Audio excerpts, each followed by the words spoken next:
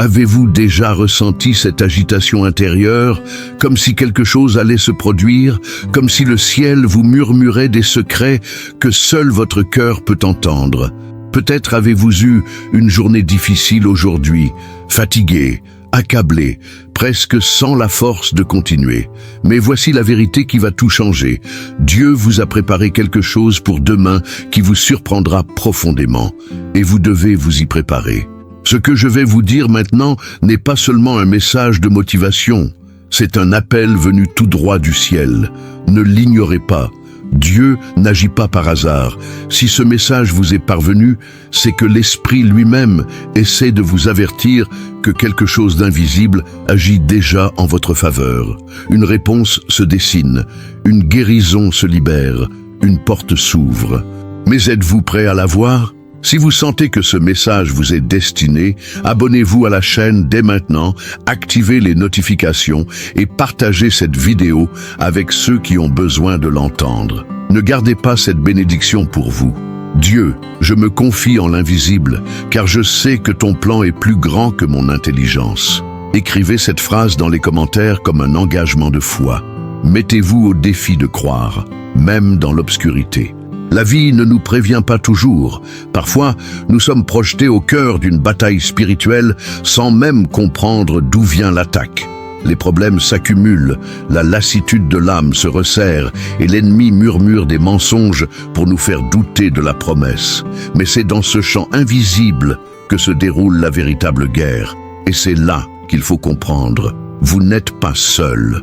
Dieu vous a déjà doté d'armes invisibles au monde, mais que le ciel connaît bien, une foi inébranlable, une prière sincère, l'obéissance à l'appel divin.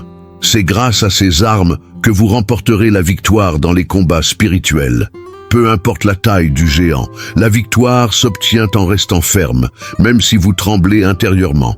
Il ne s'agit pas de paraître fort, mais de faire confiance à la force intérieure qui vient de la présence de Dieu. Besoin d'un conseil direct ? Commencez vos journées en priant intentionnellement. Repoussez à voix haute tout ce qui tente de vous abattre. Lisez le psaume 91 comme un bouclier et une armure. Promettez la victoire, même si vos yeux perçoivent encore un désavantage. La guerre peut sembler injuste, mais l'issue est déjà écrite. Avec Dieu, la victoire est garantie. Il ne vous reste plus qu'à ne pas abandonner à mi-chemin. Avoir la foi quand tout va bien est facile. Mais la maintenir quand le sol semble se dérober sous nos pieds, c'est là que réside le véritable défi. Dans les moments difficiles, la foi cesse d'être un beau discours et devient l'encre de l'âme. C'est alors qu'elle révèle sa véritable force, non pas comme une échappatoire à la douleur, mais comme un phare dans l'obscurité. Peut-être vivez-vous un de ces jours où l'espoir semble faible et où les prières semblent s'effondrer. Dans ces moments-là, rappelez-vous, la foi n'est pas l'absence de peur, c'est la décision de faire confiance, même quand rien n'a de sens. C'est dire « Dieu est avec moi », même lorsque le diagnostic est effrayant, que les factures sont salées ou que la nouvelle est douloureuse. La foi n'ignore pas le problème, elle le regarde et dit « Tu ne m'arrêteras pas ». Envie de renforcer votre foi ? Commencez par de petites actions. Soyez reconnaissant pour quelque chose chaque matin, même si cela ne fait que vous ouvrir les yeux. Lisez Hébreux 11 et voyez comment des géants spirituels ont aussi affronté le désert. Notez les promesses de Dieu sur papier et collez-les sur votre miroir. Et rappelez-vous, la foi qui résiste aux tempêtes est celle qui se confie en la protection de Dieu, même sans voir le soleil. Car son avenir nous réserve toujours plus que ce que nous pouvons imaginer. Les promesses de Dieu ne sont pas comme celles des hommes. Elles ne périment pas, ne s'éteignent pas et ne sont pas oubliées. Quand Dieu promet quelque chose, il en a déjà vu la fin, même si vous n'en êtes qu'au début. La question est, êtes-vous prêt à marcher par la foi jusqu'à ce moment-là ? Nous confondons souvent promesse et hâte. Nous voulons que tout s'accomplisse immédiatement, que la réponse vienne maintenant, que la bénédiction éclate demain. Mais le timing de Dieu ne dépend pas d'une autre. Il travaille en coulisses, façonnant notre caractère, ajustant notre cœur et préparant le terrain. Chaque promesse implique un processus, et c'est ce processus qui nous fortifie pour soutenir l'avenir. Si Dieu vous a promis quelque chose, n'abandonnez pas simplement parce que les jours semblent silencieux. Lisez Genèse 12 et voyez ce qu'il a promis à Abraham. Cela a pris du temps, mais cela s'est réalisé. Notez ce que Dieu vous a déjà dit et souvenez-vous-en dans la prière. Partagez-le avec une personne de confiance afin que dans les moments de doute, vous ayez quelqu'un pour vous le rappeler. La promesse est la semence, mais la foi est l'eau. Et même lorsque rien ne germe, Dieu continue d'agir. Il ne faillit jamais, et ce qu'il a commencé dans votre vie, il l'achèvera. Pardonner est l'une des choses les plus difficiles à faire, mais aussi l'une des plus libératrices. Garder rancune, c'est comme porter des pierres dans ses poches en courant. Plus on court, plus c'est lourd. Dieu, dans son infinie sagesse, ne nous demande pas de pardonner pour nous punir, mais parce qu'il sait que seul le véritable pardon apporte la restauration. Pardonner ne signifie pas oublier ou approuver ce qui s'est passé. Cela signifie abandonner le contrôle et croire que Dieu est juste assez pour prendre soin de chaque détail. Cela signifie reconnaître que la douleur existe, mais qu'elle n'est pas forcément éternelle. La guérison spirituelle ne survient que lorsque l'âme se libère de ce qui la retient. Et le meilleur dans tout ça, Dieu ne se contente pas de restaurer les relations, il restaure aussi les cœurs blessés, y compris le vôtre. Commencez par écrire des lettres que vous n'enverrez jamais. Priez pour ceux qui vous ont blessés, même en pleurant. Dites à voix haute, « Je choisis de pardonner ». Ce simple geste émeut déjà le ciel. Et si vous avez besoin de pardon, sachez que Dieu est riche en miséricorde. Il suffit d'un geste sincère pour qu'il restaure tout ce qui semblait brisé. Là où il y a pardon, le miracle a déjà commencé. S'il y a une chose que l'esprit humain peine à comprendre, c'est l'amour inconditionnel de Dieu. Nous vivons entourés d'amour qui dépendent des échanges, des conditions et des mérites. Mais l'amour de Dieu est tout le contraire. Il vous a aimé dans vos meilleurs moments, comme dans vos pires moments. Il connaît chaque détail de votre histoire, même ceux que vous cachez, et choisit malgré tout de vous aimer. Cet amour ne repose pas sur ce que vous faites, mais sur ce que vous êtes pour lui. Un enfant bien aimé. Et lorsque nous comprenons vraiment cela, quelque chose change en nous. La culpabilité perd de sa force, la honte se dissipe, la peur disparaît. L'amour inconditionnel de Dieu guérit, élève et transforme. Il ne vous abandonne pas lorsque vous échouez. Il vous tend la main, toujours. Voulez-vous ressentir cet amour plus profondément? Arrêtez-vous un instant aujourd'hui. Gardez le silence. Lisez Romains 8 et voyez comment rien ne peut vous séparer de cet amour. Priez comme si vous parliez à un père et non à un juge. Et lorsque vous vous regardez dans le miroir, rappelez-vous, vous êtes profondément aimé, non pas parce que vous êtes parfait, mais parce que vous avez de la valeur à ses yeux. L'amour de Dieu est immuable, et c'est précisément ce qui change tout en nous. Parfois, le plus grand défi de la foi n'est pas de croire aux miracles grandioses, mais de croire que Dieu prendra soin de l'essentiel, notre pain quotidien, payer nos factures et nous donner la force de continuer. Et c'est précisément là que la providence divine se révèle la plus puissante. Dieu n'est pas seulement celui qui accomplit de grandes choses, il est aussi le Dieu des détails, des soins quotidiens, de la subsistance silencieuse. Combien de fois avez-vous envisagé une situation en pensant « ça ne marchera pas » et puis soudain, une porte s'ouvre, une ressource apparaît, une personne inattendue vous tend la main. Ce n'est pas de la chance, c'est de l'attention. C'est le ciel qui agit sans tambour ni trompette. La providence divine ne se manifeste pas toujours comme on l'attend, mais elle est toujours là. Là où il y a confiance, il y a une réponse. Là où il y a la foi, il y a du soutien. Aujourd'hui, essayez de prier avec reconnaissance avant même que la provision n'arrive. Lisez Matthieu 6 et voyez comment Dieu prend soin même des lits des champs. Faites un exercice. Notez tous les petits miracles de provision que vous avez vécus. Vous serez surpris. Souvenez-vous, Dieu est expert pour multiplier le peu et transformer la disette en abondance. Et même lorsque la table semble vide, le ciel continue de préparer le banquet. Toutes les blessures ne sont pas visibles. Nombreux sont ceux qui, à l'extérieur, sourient mais saignent intérieurement. Vieilles blessures, traumatismes non résolus, culpabilité cachée, tout cela s'accumule dans l'âme, jusqu'à ce que le cœur se mette à hurler en silence. Mais voici une vérité qui peut vous libérer. Dieu est expert dans l'art de guérir ce que personne ne voit. La guérison spirituelle et émotionnelle commence lorsque vous vous autorisez à lui être fidèle. Dieu n'attend pas que vous soyez guéri pour venir à lui.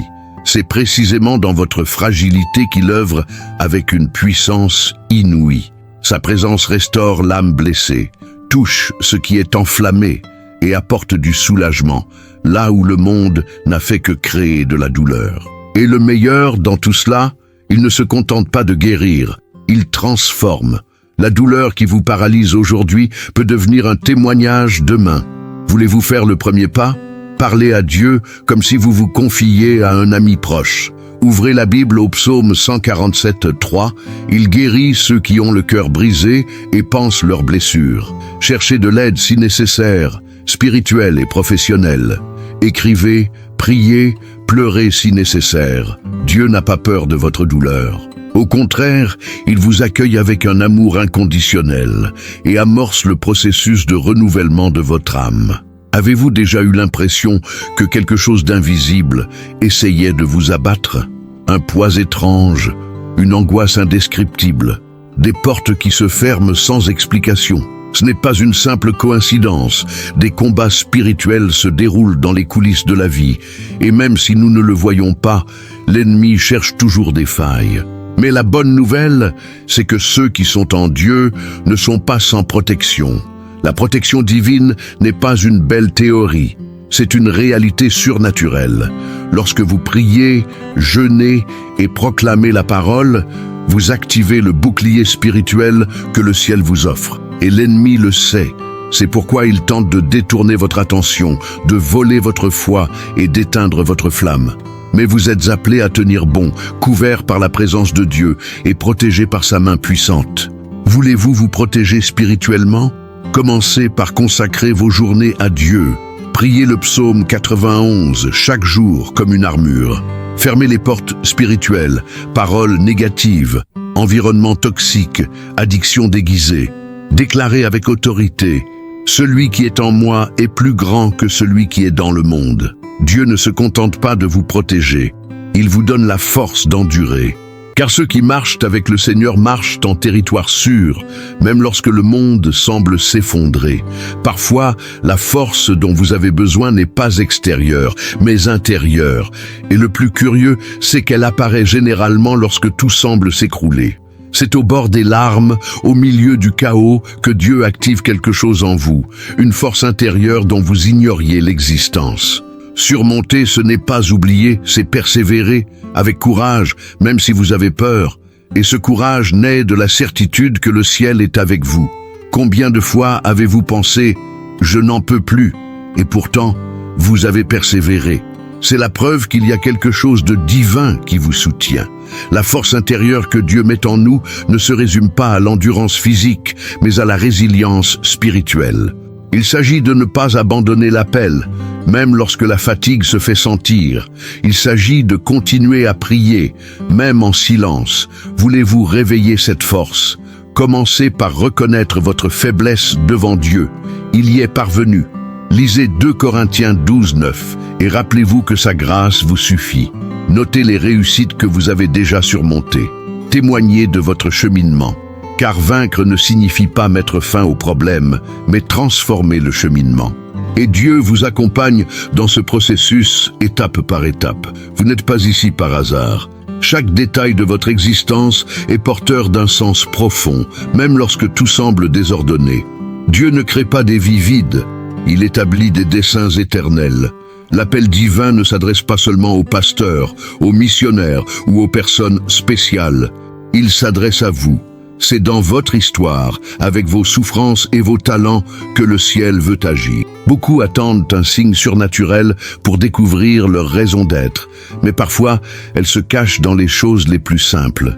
Un talent négligé, une passion qui ne cesse de battre, une contrariété face à un changement nécessaire dans le monde. L'appel n'est pas toujours fort, souvent il murmure, et lorsque vous répondez, tout s'harmonise. Des portes s'ouvrent, des dons s'éveillent et une étrange paix s'installe. Voulez-vous vous aligner sur le dessein de Dieu? Priez pour être guidé. Lisez Jérémie 1 et réalisez que Dieu vous connaissait avant même votre naissance. Observez ce qui vous touche, ce qui vous émeut. Servez, même si cela semble insignifiant. Dieu utilise ceux qui sont disposés, pas ceux qui sont parfaits. Lorsque vous cheminez selon votre vocation, même les obstacles prennent du sens. Et le ciel confirme jour après jour que votre vie a une mission et qu'elle a déjà commencé.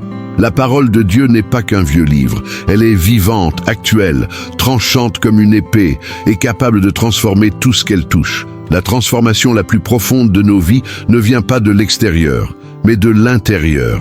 Et rien ne pénètre l'âme aussi profondément qu'une vérité divine lue au bon moment.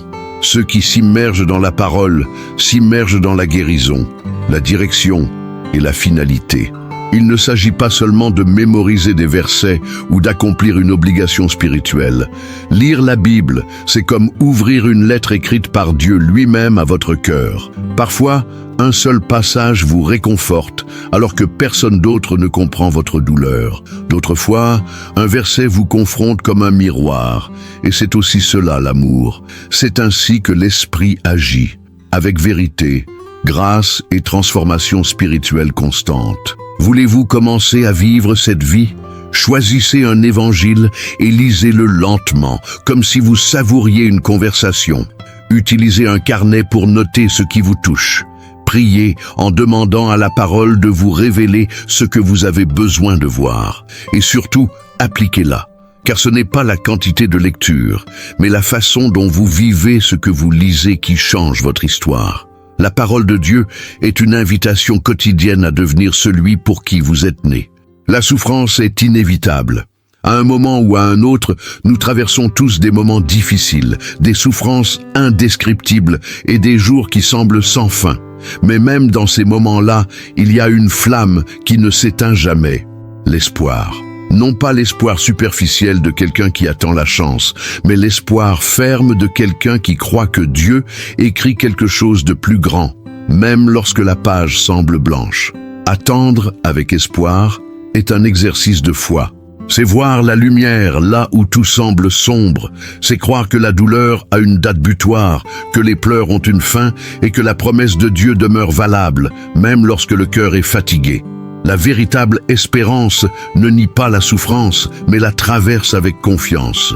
Envie de nourrir cet espoir, lisez Lamentation 3 et découvrez comment Jérémie, même au cœur de la douleur, déclare que la miséricorde de Dieu se renouvelle chaque matin. Tenez un journal de gratitude dans les moments difficiles. Cela change votre perspective. Et rappelez-vous, la croix était un jour de souffrance, mais le dimanche est venu avec la résurrection. Votre histoire a encore des pages incroyables à venir. Ne perdez pas espoir, c'est l'encre de l'âme. Les miracles se produisent encore. Ce ne sont pas seulement des anecdotes du passé, ni l'apanage des personnes super spirituelles. Ils se produisent aujourd'hui, maintenant, souvent de manière subtile, presque imperceptible. C'est pourquoi beaucoup ne les reconnaissent pas. Mais là où règne la vraie foi, il y a une action céleste. Et là où règne la confiance, il y a place pour l'extraordinaire. Un miracle n'a pas besoin d'être grandiose pour être réel. Il prend parfois la forme d'un diagnostic inversé, d'une délivrance silencieuse ou d'une paix inattendue au milieu du chaos. Dieu n'agit pas pour impressionner, mais pour transformer. Et les signes qu'il envoie nous rappellent constamment qu'il est proche, attentif, présent. Le problème, c'est que nous sommes tellement distraits que nous ne nous en rendons pas toujours compte. Voulez-vous vivre davantage de miracles? Développez votre sensibilité spirituelle. Priez avec attente. Demandez avec foi, mais écoutez aussi attentivement. Lisez les évangiles et voyez comment Jésus a accompli des miracles au milieu de la routine. Et gardez un cœur reconnaissant. Ceux qui reconnaissent les petits sont prêts pour les grands. Les miracles et les signes sont des réponses visibles d'un Dieu invisible. Et il aime surprendre ceux qui l'attendent avec confiance. Attendre est difficile, surtout quand on voit les autres avancer, récolter, conquérir, et qu'on est encore dans le domaine du presque. Mais Dieu n'agit pas dans la précipitation. Il agit avec un but, et cela exige quelque chose que nous ne sommes pas toujours disposés à offrir. Faire confiance à son timing. Faire confiance au timing de Dieu signifie accepter que tous les retards ne sont pas négatifs. Parfois, ils constituent une protection. D'autres fois, ils constituent une préparation. Ce qui semble être un retard peut en réalité être un alignement. En insistant pour accélérer ce que Dieu veut faire mûrir, le résultat peut être superficiel. Mais en faisant confiance, même sans comprendre, vous plantez des graines de foi qui fleurissent en leur temps et portent des fruits durables. Voulez-vous exercer cette confiance ? Commencez par cesser de comparer votre cheminement à celui des autres. Lisez Ecclésiaste 3. Il y a un temps pour tout. Priez non seulement pour ce que vous désirez, mais aussi pour avoir le discernement nécessaire pour savoir attendre. Et rappelez-vous, le timing de Dieu ne vous retarde pas. Il vous place dans une position favorable, car lorsque son heure viendra, même l'enfer ne pourra pas arrêter ce qu'il vous réserve. Obéir à Dieu n'est pas toujours facile, surtout lorsque ce qu'il demande va à l'encontre de notre logique, de nos désirs ou de notre orgueil. Mais c'est de l'obéissance que naissent les plus grands miracles. S'aligner sur la volonté de Dieu, c'est comme régler une radio. Lorsque la fréquence est bonne, le message passe clairement. Et c'est précisément ce que fait l'obéissance. Elle nous met sur la bonne voie. Dieu ne veut pas seulement que vous croyiez en lui, il veut que vous marchiez avec lui, pas à pas. Et cela exige des choix, des sacrifices et des actions concrètes. Parfois, il vous demandera de pardonner à quelqu'un qui vous a blessé, de renoncer à quelque chose qui vous retient, ou de faire un pas dans l'obscurité. Mais chaque acte d'obéissance est une clé qui ouvre un puissant accès au monde spirituel. L'obéissance, c'est la foi en action. Voulez-vous vous aligner sur Dieu? Commencez par écouter attentivement. Lisez Jean 15 et comprenez l'importance de demeurer fidèle. Demandez la sagesse divine avant de prendre des décisions. Et lorsque votre cœur vacille, rappelez-vous, Dieu honore ceux qui obéissent. Il n'oublie pas ceux qui choisissent de le suivre, même s'ils ne comprennent pas. Car, au final, s'aligner sur le ciel est le chemin le plus sûr, même lorsqu'il semble étroit. S'il y a une chose qui guérit les blessures profondes, c'est de se sentir véritablement accueilli. Et l'amour paternel de Dieu n'est pas celui des hommes, limité, imparfait ou conditionnel. Il est le Père qui court à la rencontre de son enfant, même après sa chute. Il est celui qui embrasse avant de demander, qui aime avant de corriger, qui offre du réconfort, même quand on pense ne pas le mériter. Beaucoup de gens ont une image déformée de Dieu à cause de la souffrance qu'ils ont éprouvée face à des figures paternelles. Mais Dieu n'est pas un Père absent ou distant. Il est le Père qui est là chaque jour, attendant votre retour pour parler, vous défouler, simplement être là. Et quand vous comprenez cet amour inconditionnel, tout change. La culpabilité cède la place à un repentir sincère, la honte à la réparation. Envie de ressentir cet accueil? Lisez Luc 15, la parabole du Fils prodigue. Priez sincèrement, sans masque, sans répétition. Imaginez Dieu vous écoutant avec l'attention d'un père, car c'est exactement ce qu'il fait. Et peu importe combien de fois vous êtes tombé, il vous dit toujours « Mon fils, je suis là ». L'amour paternel de Dieu ne vous rejette pas, il vous repositionne. Les tempêtes surviennent sans prévenir. Soudain, tout ce qui semblait stable commence à vaciller, et vous vous retrouvez à lutter pour rester debout malgré les vents contraires. Mais c'est là qu'entre en jeu la résilience, non pas comme force brute, mais comme capacité à tenir bon quand tout autour de vous vous hurle d'abandonner. Et cette résilience ne vient pas de vous-même, elle vient de la force intérieure que l'Esprit de Dieu éveille en ceux qui ont confiance. Jésus n'a jamais promis l'absence de tempête. Au contraire, il a dit « Dans le monde, vous aurez des tribulations ». Mais il a fait suivre cette promesse. Prenez courage, j'ai vaincu le monde. La résilience ne nie pas la douleur. Elle choisit de persévérer malgré elle. Elle est comme un arbre qui plie sous le vent, mais ne se brise pas grâce à ses racines profondes. Envie de développer cette force? Lisez Jacques 1 et découvrez comment la persévérance engendre la maturité. Priez pour la sagesse divine, même si le ciel semble silencieux. Respirez profondément, marchez lentement si nécessaire, mais ne vous arrêtez pas. Dieu est avec vous dans la tempête, et lorsque le ciel s'ouvrira à nouveau, car il s'ouvrira, vous réaliserez que vous en êtes ressorti plus fort, plus sage et plus complet. Priez, c'est bien plus que simplement parler à Dieu, c'est ouvrir son âme, harmoniser son cœur et apaiser son chaos intérieur. Et lorsque cette prière est accompagnée de gratitude, elle devient encore plus puissante. La prière change les situations, mais avant cela, elle nous transforme. Et la gratitude nous apprend à voir les bénédictions même au cœur de la douleur. Il y a des gens qui ne prient que dans les moments de désespoir, comme si Dieu était une salle d'urgence spirituelle. Mais le véritable pouvoir de la prière réside dans sa constance. C'est en parlant au Père chaque jour que votre esprit se renouvelle, que votre foi se fortifie et que votre perspective change. Et lorsque vous commencez à rendre grâce, avant même de voir le miracle, le ciel comprend que vous avez vraiment confiance. Envie de transformer votre journée? Commencez et terminez par la prière. Nul besoin de belles paroles, mais de sincérité. Notez 3 raisons d'être reconnaissant chaque jour. Cela changera votre perspective. Lisez Philippiens 4, 6, 7 et voyez comment la prière et la gratitude apportent une paix qui surpasse toute intelligence. La force réside dans le fait de s'agenouiller et de se lever, car ceux qui prient et rendent grâce marchent déjà comme des vainqueurs, même si le miracle est encore en route. La vie est courte et tout ce qui est matériel a une date de péremption. Mais il existe quelque chose qui transcende les générations, traverse la mort et demeure à jamais, l'héritage spirituel. Nous ne sommes pas ici simplement pour accumuler des réalisations visibles. Nous sommes ici pour construire quelque chose d'éternel, quelque chose qui commence avec Dieu, passe par nous et atteint les autres. La plus grande richesse que vous puissiez laisser derrière vous ne réside pas dans un compte en banque, mais dans le cœur de ceux qui ont été touchés par votre foi.